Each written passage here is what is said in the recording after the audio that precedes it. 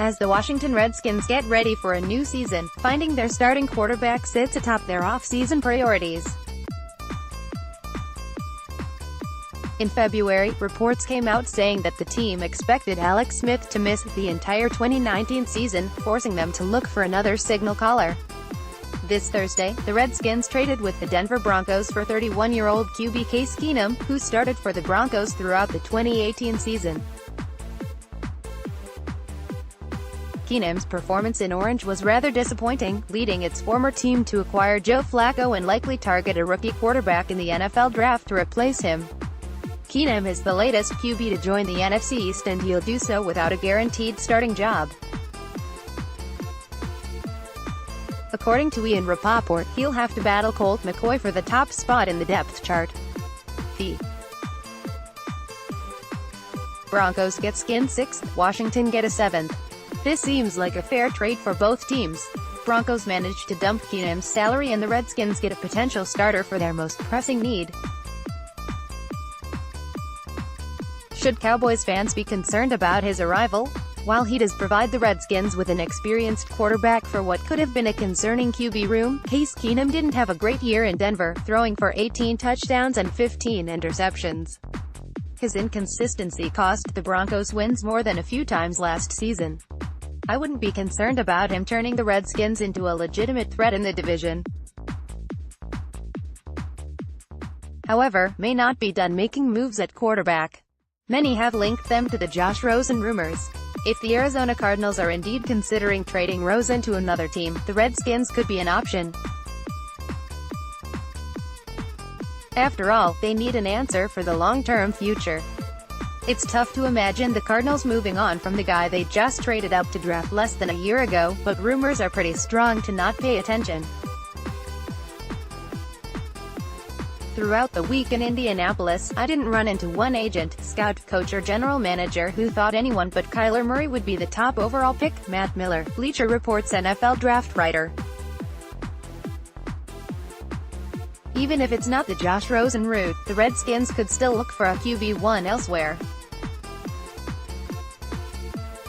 Whether it's a free agent, Nick Foles, for instance, or a rookie who falls to their pick in the first round, I wouldn't be surprised if this isn't the last QB move Washington pulls off before the season. For now, though, Case Keenum should be the favorite to be lining up as the Redskins' starting quarterback when the Dallas Cowboys play them next season.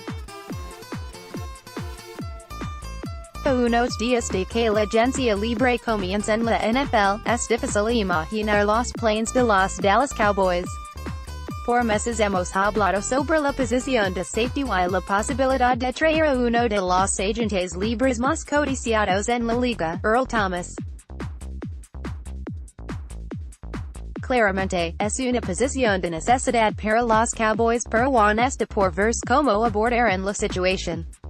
Las cosas se tornarán un poco más interesantes cuando Calvin Watkins de The Athletic reportó esta semana que los Cowboys no estaban interesados ni en Earl Thomas, ni en Landon Collins. Los dos mejores safeties en el mercado. A pesar de que este report ha sido muy discutido, no estoy dispuesto a tomarlo como una verdad absoluta. Por meses se ha reportado el interés de los Jones por Thomas e incluso se ha hablado de que ya tuvieron una junta con su agente, a pesar de hacer una reunión informal. Cuando hablamos de la posibilidad de conseguir a uno de estos safeties, el problema no parece ser el interés que Dallas podría tener, sino lo que tendrían que pagar. Earl Thomas busca un contrato de $15 millones al año.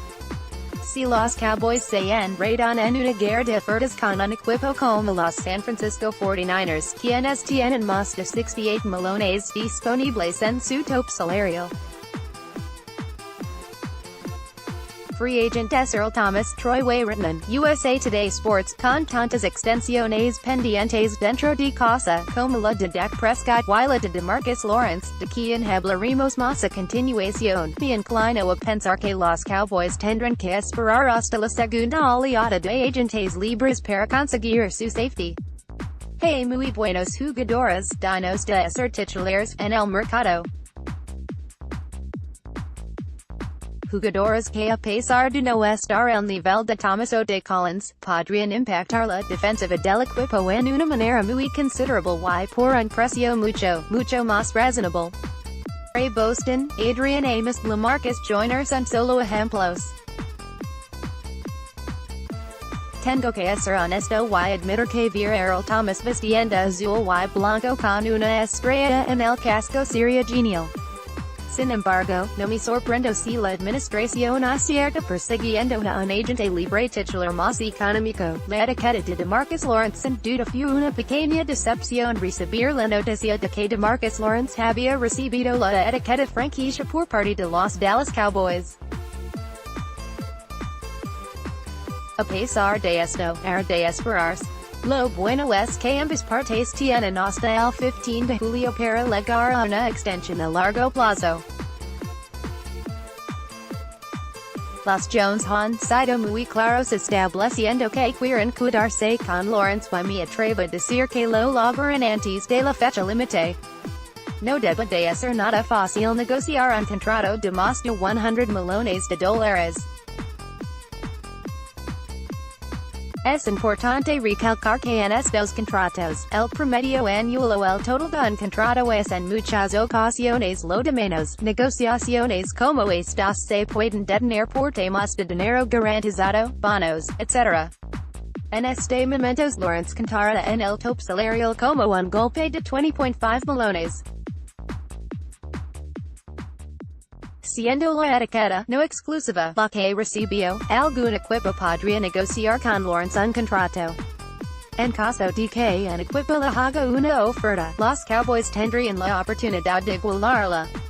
Si deciden no hacerlo, reciben 2 selecciones de primera ronda como compensación.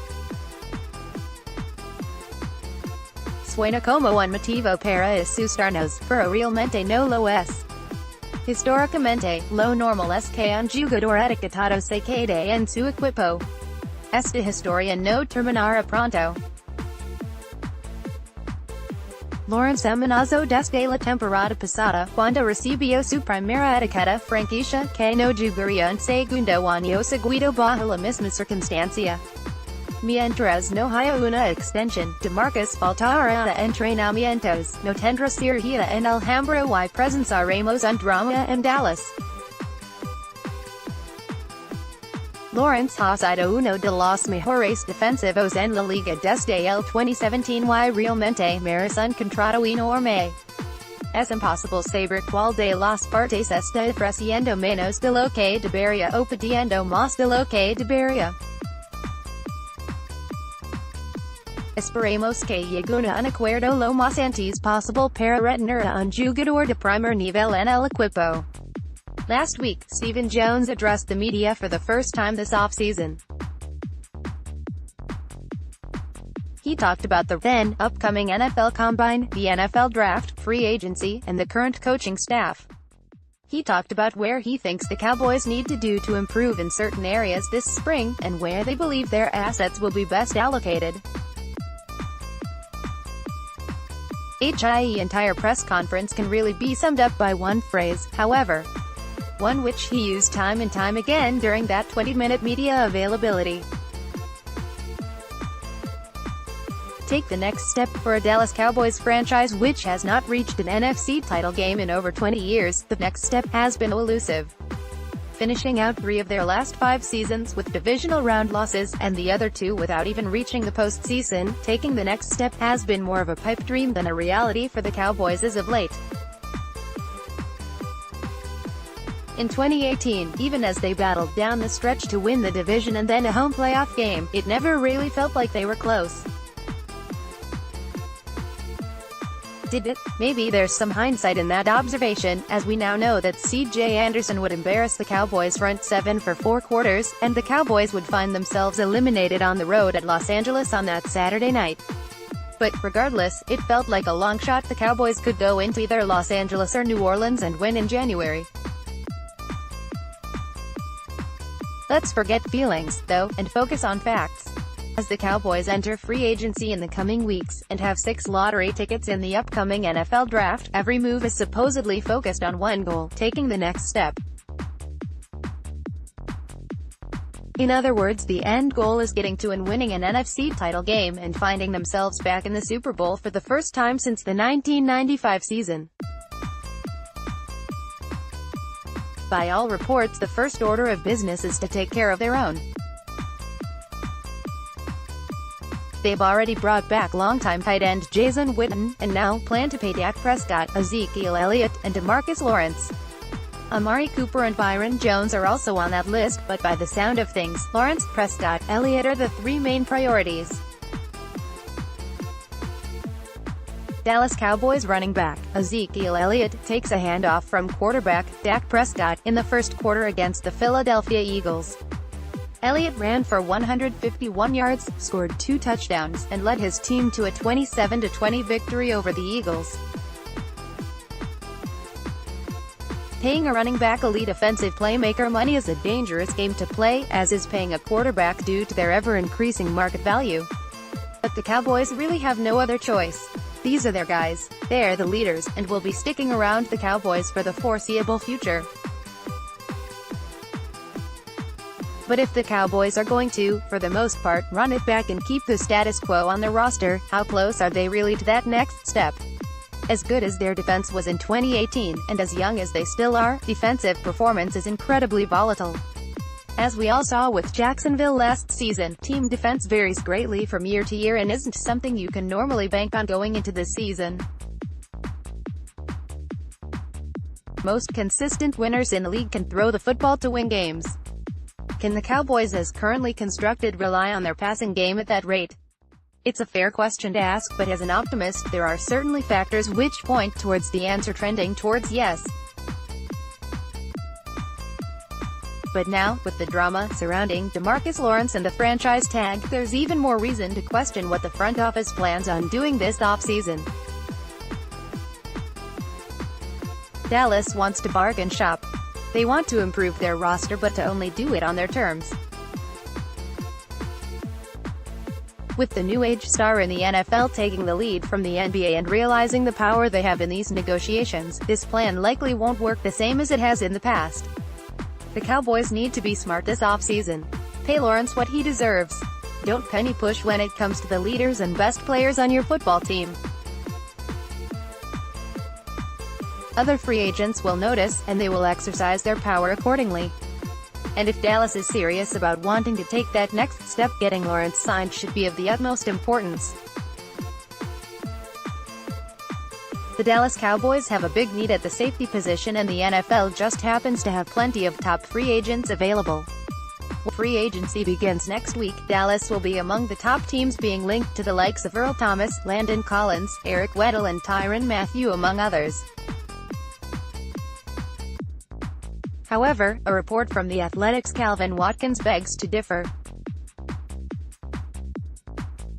Watkins took to Twitter on Tuesday to report the Cowboys are actually not interested in Earl Thomas or Landon Collins.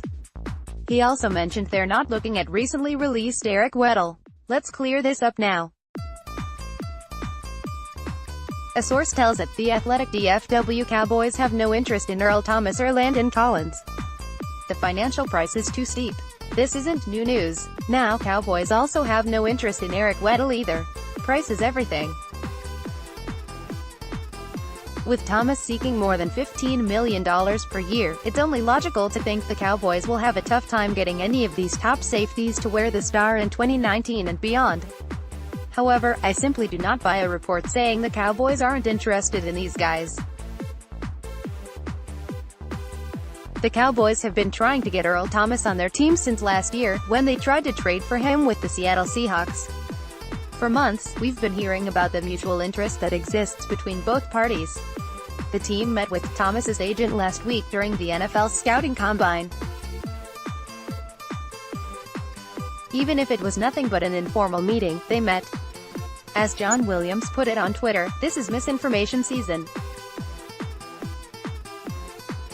Wasn't it last year when the Cowboys weren't going to spend money in free agency and then went ahead to offer Sammy Watkins big-time money? Haven't we seen enough inaccurate reports this time of the year to know we shouldn't take them as indisputable truths? Now granted, in a bidding war for Earl Thomas, the Cowboys are likely to be on the losing side when the time comes. teams with a much better cap situation will be in the mix, including the San Francisco 49ers, who have over $67 million available according to Over the Cap.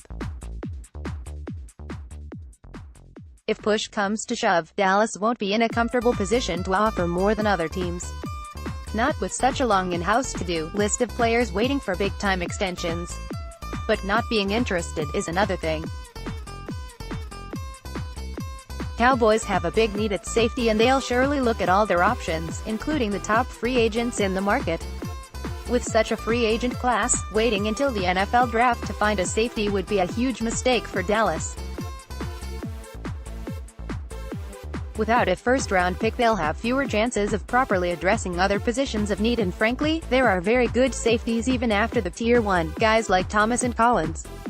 https://twitter.com/ThomplisAero/status/11029884548608614440. Not to mention, thanks to Xavier Woods' versatility, the Cowboys will have the opportunity to target any safety they want.